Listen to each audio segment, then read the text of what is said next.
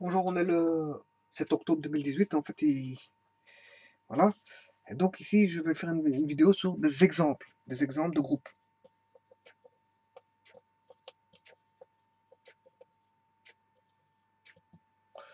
Voilà, des exemples de groupes. Voilà, et donc ici, on va partir à partir déjà des groupes de nombres, hein, puis on verra par la suite. Donc on a N, Z, Q,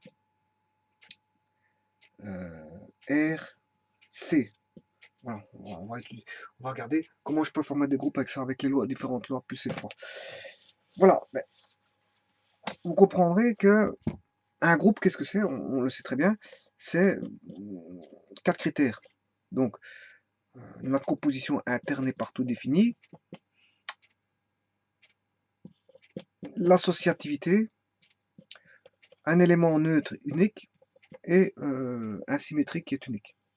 Voilà, quand on a tout ceci, on a un groupe. Maintenant, si en plus de ça, on a la commutativité, j'ai ce qu'on appelle un groupe abélien. Voilà. Si j'ai ces deux-ci, j'ai un demi-groupe. Si j'ai une autre composition interne partout définie et l'associativité, j'ai un demi-groupe. Si maintenant j'ai un demi-groupe avec l'élément, avec le neutre, mais j'ai un demi-groupe unital. Un demi-groupe unital. Voilà. On peut avoir un demi-groupe avec élément symétrique, là on n'aurait pas de neutre. Voilà. Et bien justement, on va regarder après tout ça. Bon. Est-ce que si j'étudie par exemple n, n avec la loi plus, mais là on voit bien qu'il n'y a pas de symétrique. Hein. Donc c'est déjà pas un groupe. Donc moi je vais donner des exemples de groupes. Je m'en fous si c'est un demi-groupe ou pas. Voilà. Ça sera sûrement un demi-groupe. Parce qu'en fait, il y aura l'associativité dans N+, et une autre composition interne. Voilà. Avec éléments neutres. Donc c'est un demi-groupe unital. Mais il n'y a pas de symétrique. Puisqu'en fait, le symétrique pour la loi plus, c'est l'opposé. Et l'opposé de 5, mais dans N, il n'y a pas. On ne peut pas dire que dans N, il existe moins 5. Donc c'est un demi-groupe. Voilà. Avec élément unital sans plus. Voilà, pour N, ça ne marche pas. Donc maintenant, si je prends Z+, mais Z+, avec la loi plus, c'est N. Donc fatalement, c'est un demi-groupe unital. Donc en fait, c'est pas un groupe. Si je prends Z-, mais avec la loi plus, mais là, c'est aussi un demi-groupe. Un demi-groupe parce que j'aurai pas de symétrique. Voilà. Et il existera le neutre. Si maintenant je fais ça, voilà, c'est un demi-groupe. Voilà, il y a la loi de composition interne et notre composition interne et l'associativité, mais on n'aura pas ni de neutre, ni de symétrique. Donc, ce sera un demi-groupe tout court. Par contre, Z-, là, Z-, avec la loi plus, voilà, si j'enlève le 0, là, ici, dans l'écriture, je l'enlève ici, mais en fait, là j'enlève le 0. En fait, ça, c'est Z-, dans lequel j'ai enlevé 0, et ça, c'est Z- tout court. Voilà. Quand je dis j'enlève le 0, c'est je l'enlève ici, pas là-bas. C'est ça que je veux dire. Enfin bref, ici, ça, Z-, ça, qu'est-ce que c'est? Ben, c'est un demi-groupe unital. Parce que l'élément neutre existe. Par contre, là, c'est un demi-groupe tout court. Il n'y a pas d'élément neutre. Voilà, maintenant, je vais prendre... Allez, on a compris que si j'enlève Z+, j'ai un demi-groupe. Et si j'enlève... Enfin, si j'enlève... si je prends une partie de Z, j'ai un demi-groupe. Si je prends Z+, ou Z-, voilà. Si je prends Z sous 0, avec la loi plus, bien sûr, mais là, j'enlève le neutre. J'enlève le neutre, donc j'ai pas un groupe. J'aurai un demi-groupe. Un demi-groupe avec élément symétrique. Voilà. Donc vous comprendrez qu'ici, qu'est-ce qui serait un groupe? Z. Z+, est un groupe. Z muni de la loi plus. Tout Z muni de la loi plus. C'est un groupe. Alors, on a tout de suite compris que R avec la loi plus sera un groupe. Q avec la loi plus est un groupe. Et fatalement, l'ensemble C avec avec la loi plus, muni de la loi plus, c'est un groupe. Maintenant, est-ce que, à côté de ça, Est-ce que Z fois... Ouais, et je dirais même, ici c'est un groupe commutatif parce qu'on peut commuter. Hein. C'est tous des groupes commutatifs, donc des groupes abéliens. Hein. Il y a un cinquième critère qui rentre en jeu. On a tout ici. Hein. On a la composition interne n'est partout définie, l'associativité, le neutre, le symétrique et bien sûr la commutativité. Donc c'est notre composition interne. C'est un groupe abélien. Bon, Z fois. Mais Z fois, en fait, est-ce qu'il y a une autre composition interne? Oui. Euh,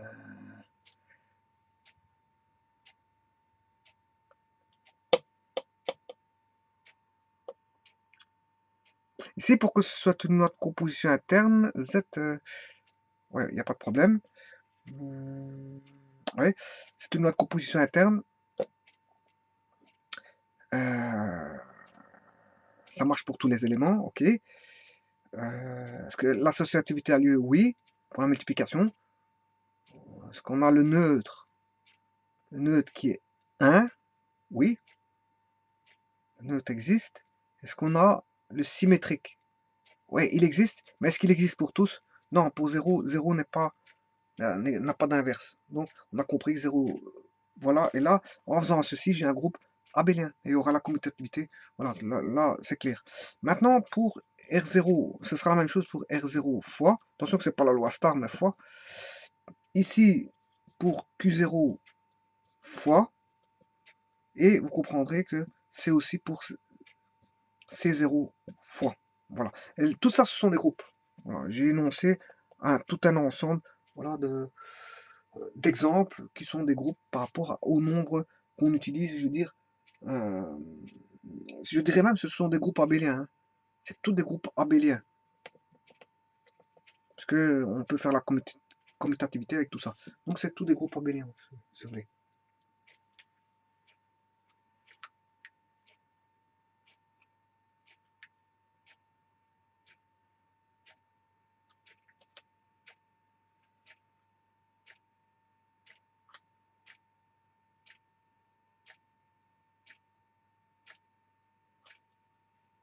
Donc vous avez compris que si je restreins les ensembles, on n'a plus de groupe. Hein. Bon maintenant, est-ce que si je restreignais celui-ci, je prendrais R0 plus, avec la fois. Là, j'ai toujours notre composition interne. Ouais, c'est valable pour tous les éléments. Euh, Est-ce que là, j'ai l'associativité? Oui. Est-ce que j'ai le neutre? Oui, qui est 1, puisque 1 est contenu dans R plus 0. Est-ce que j'ai l'inverse? L'inverse de 4 serait un quart. Il serait dedans, oui. Euh, Est-ce qu'il serait commutatif? Si je prends 2 plus 3 et 3 plus 2, bah oui, R plus fois est un groupe. Autant dire que R moins 0 fois est aussi un groupe. Hein. Si R plus fois est un groupe, R moins 0 fois est un groupe. Voilà. Donc, est-ce que, par exemple, C 0 plus est un groupe? Bah oui, c'est un peu la même chose. Hein.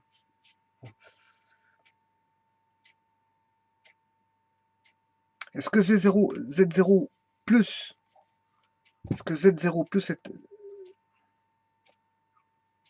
Z0 plus avec les menus de la fois est un groupe? Ben oui, ça c'est un groupe. Hein. Voilà.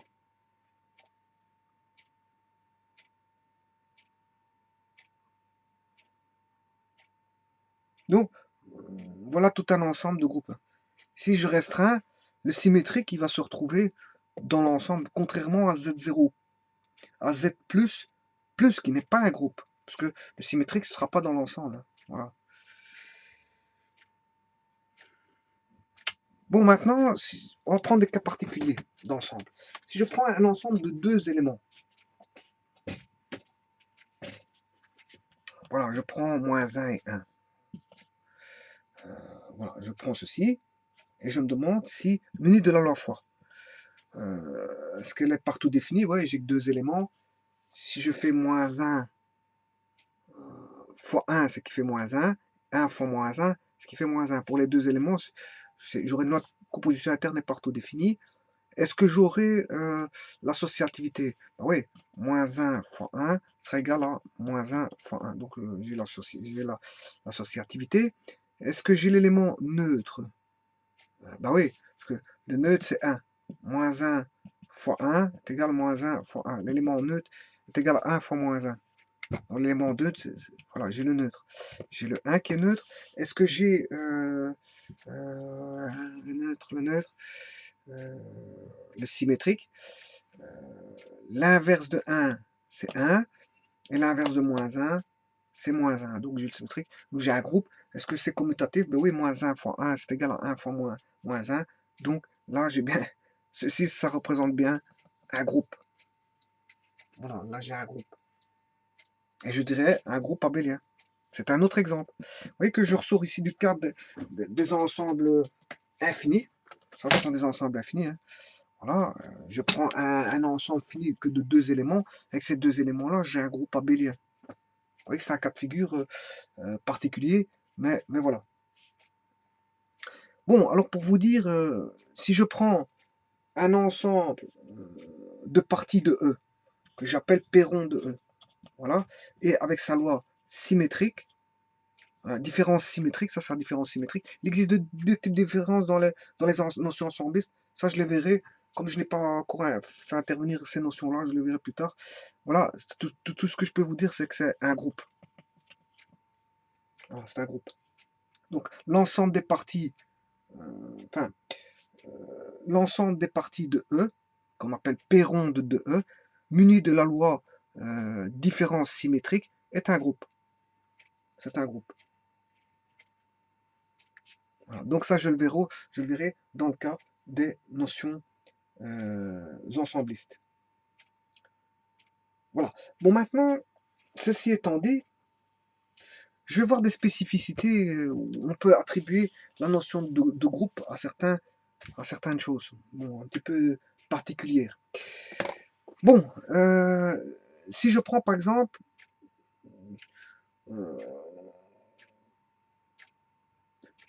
on va dire un ensemble. Je ne vais pas prendre E, T comme je fais d'habitude, mais je vais prendre G. Je vais prendre G muni d'une loi T. Hein. Voilà, c'est une loi T. Et je dis que c'est un groupe. Voilà, je dis que c'est un groupe. Supposons que G de T soit un groupe. Et si je définis E un ensemble quelconque, soit E un ensemble quelconque, voilà. Ceci c'est un groupe. Hein. G muni d'une loi T est un groupe. Et je prends un ensemble quelconque. Et je dis que je fais une application bon, qui va bien sûr faire correspondre l'ensemble E et l'ensemble G, pour lequel l'ensemble G, on sait bien que c'est un groupe. Voilà.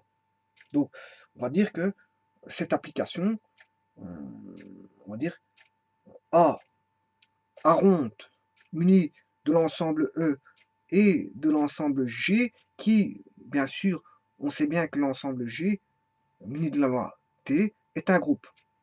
Donc, on va dire que cette application A est munie naturellement d'une structure de groupe, fatalement. Parce qu'en fait, G est un groupe. Donc, l'application, déjà, on peut se dire que si on a un groupe pour G, on a une composition interne, donc une application déjà dans G. Et je fais une nouvelle application avec un ensemble E pour lequel on a une application ici G.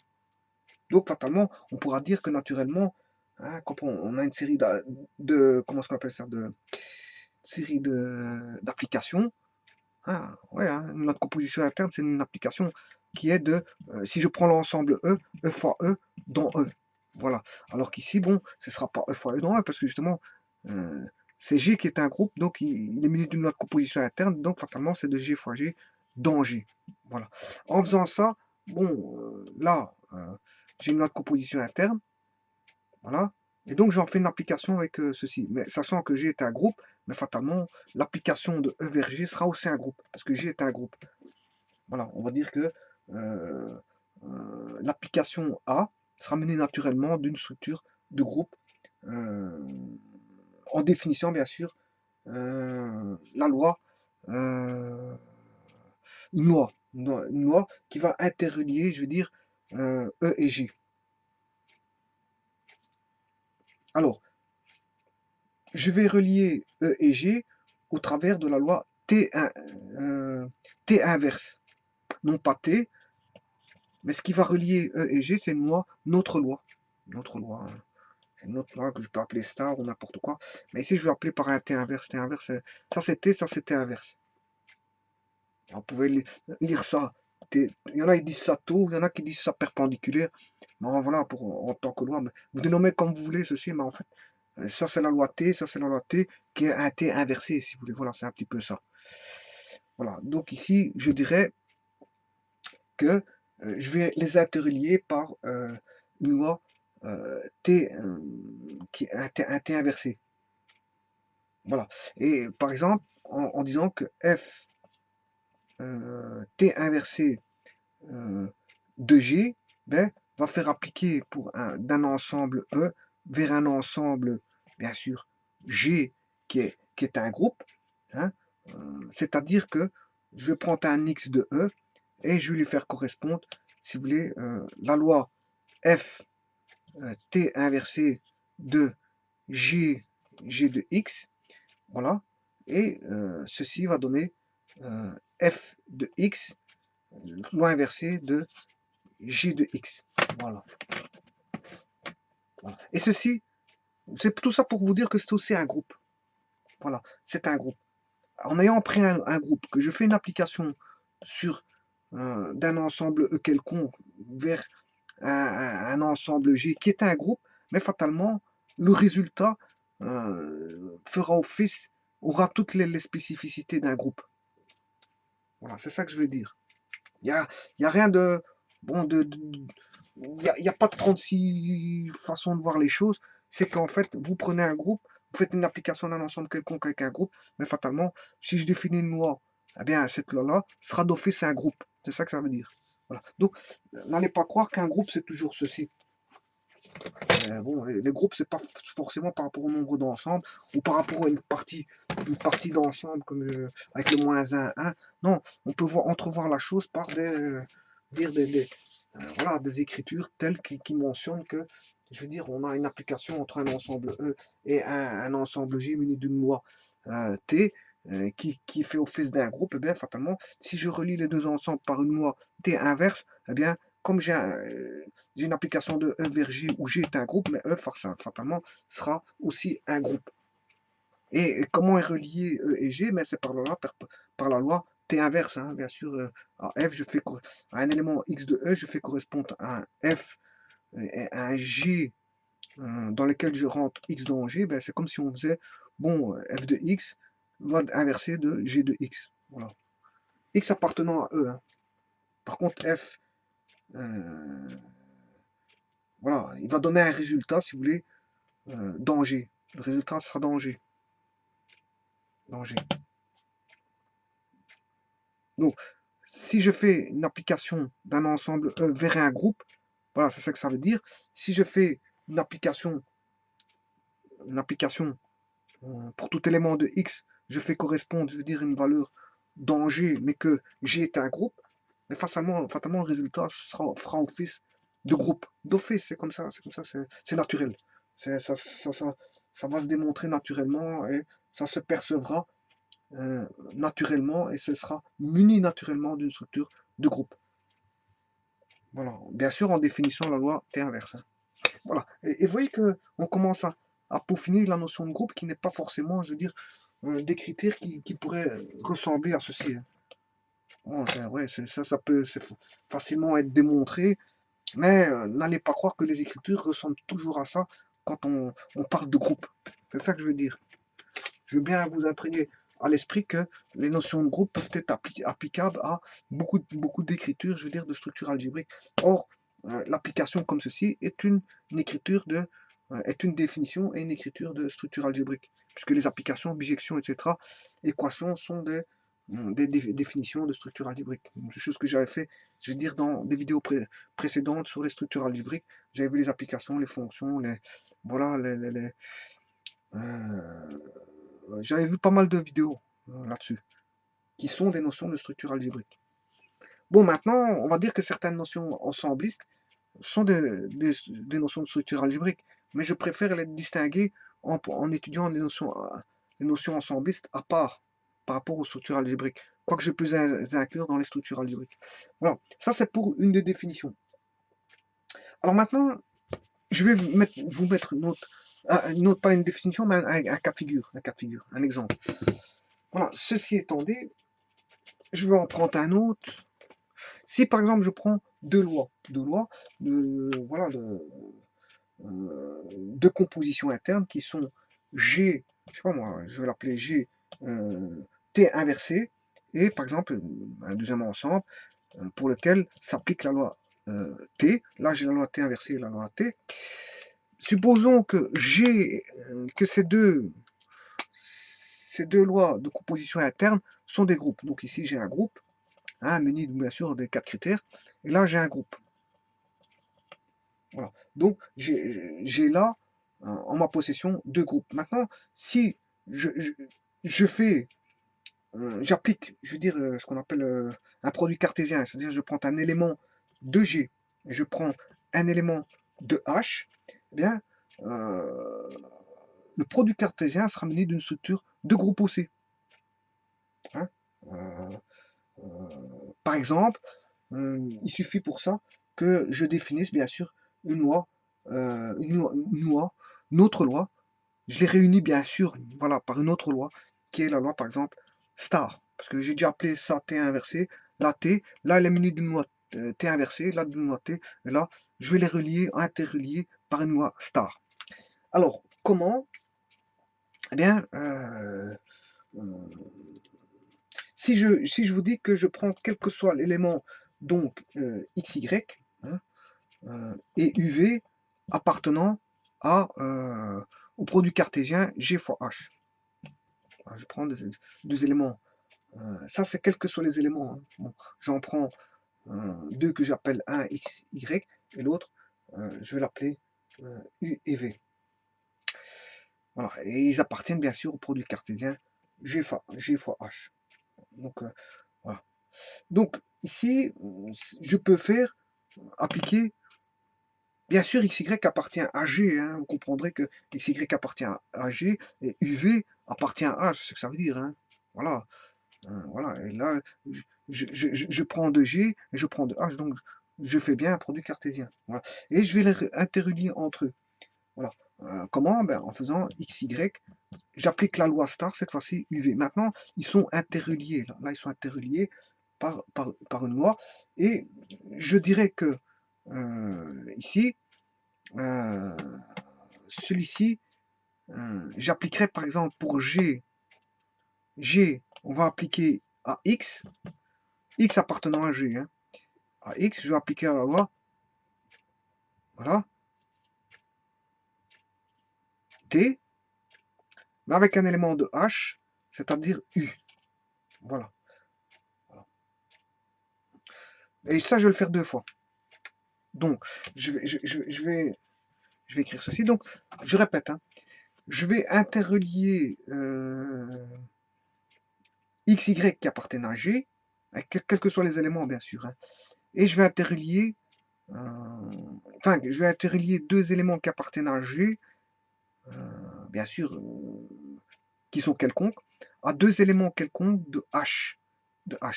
Sachant que dans G, j'ai la loi T inversée, et que dans H, j'ai la loi T. Voilà. Donc, l'écriture va s'écrire X qui appartient à G, hein, je prends un élément de G, et je lui applique la loi, sa loi de composition interne, qui est T inversé par rapport à un élément, voilà, U. Voilà.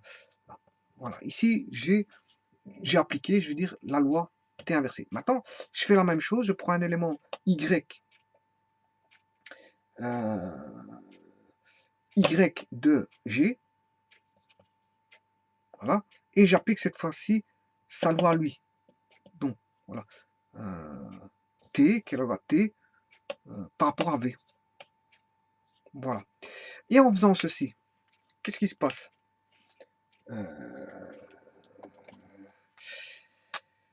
Eh bien, ceci, bien sûr, ici, j'ai appliqué la loi à lui. Voilà. Donc, je prends un élément de G, un élément de H. Voilà. X appartient à G, U appartient à H. Parce que UV, le couple UV appartient à H. Hein. XY appartient à G. Bon, donc X appartient à G. Donc, je prends un élément de X, je vais lui faire subir la loi de G sur un élément de H. Voilà, U. Par contre, après, j'inverse. Qu'est-ce que je fais? Je prends un élément de G, mais cette fois-ci, je lui applique la loi de l'autre ensemble, qui est la loi T. Voilà, donc je fais un mélange de lois. Une fois, j'applique la loi de G, une fois la loi de H, pour pas faire de jaloux. Voilà, voilà j'applique pour chacun des cas de figure une loi. Une loi pour lui, une loi pour lui. Eh bien, qu'est-ce que je constate là? Mais que G, fatalement, là, d'office, ce sera un groupe.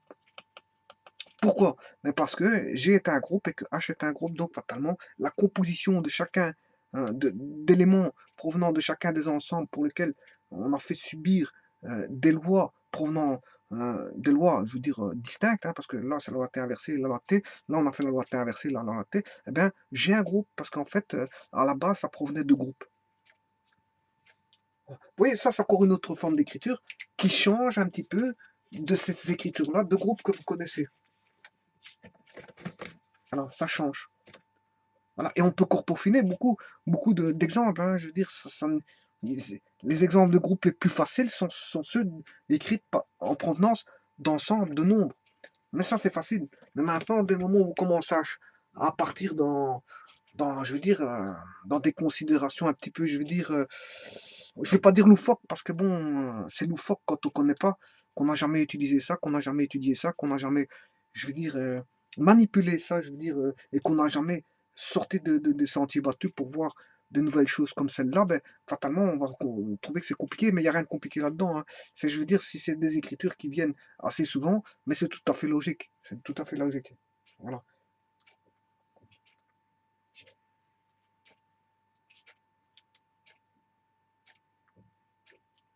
Alors bon, maintenant, je vous montrerai encore euh, euh, d'autres groupes, des groupes spéciaux, très spéciaux. Et donc là, vous verrez que voilà, des groupes très spéciaux. hum, voilà, que je vous montrerai dans une vidéo séparée parce que ça fait le cas d'une étude et vous verrez que je peux faire intervenir pour avoir des groupes, donc des applications géométriques hein, appliquant, je veux dire par exemple, hum, appliquant des isométries, des identités, euh, euh, enfin, des isométries, hein, telles qu'une identité par exemple, des rotations, etc., etc. Et là, vous verrez que on peut avoir aussi des groupes, mais des groupes spécifiques. Voilà, tout ça c'est pour vous dire que la notion des exemples de groupe, je vous mettrai un groupe spécifique, comme je vous dis, avec les identités, euh, les rotations, etc. Mais ça demande, je veux dire, quelques explications. Donc, je ne vais pas faire intervenir ici, qui est une écriture un peu spéciale aussi. Voilà, donc en fait, allez, n'allez pas croire que les notions de groupe, ça c'est réservé uniquement aux ensembles. Non, on peut avoir, dire, euh, partout où il y a, voilà, on peut avoir des formes géométriques, on peut avoir, voilà, des transformations géométriques, voilà, qui sont des opérations. Voilà. Le tout, c'est d'avoir des éléments et, je veux dire, un opérateur. Et l'opérateur, c'est pas forcément plus moins fois divisé. Ça peut être dans les notions ensemble, on comprend qu'on a l'intersection, l'union, voilà, la différence symétrique, mais qu'il existe aussi dans la géométrie toutes les transformations pour lesquelles on peut prendre ça en tant qu'opérateur. Voilà, tout ça c'est pour vous dire ça. Voilà, je vous remercie beaucoup.